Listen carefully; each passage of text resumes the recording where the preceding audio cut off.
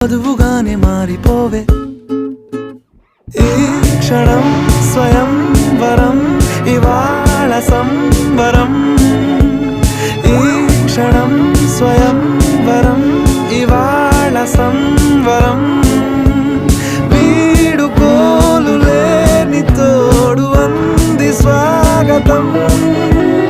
ఈ క్షణం స్వయం వరం ఇవాళ సంబరం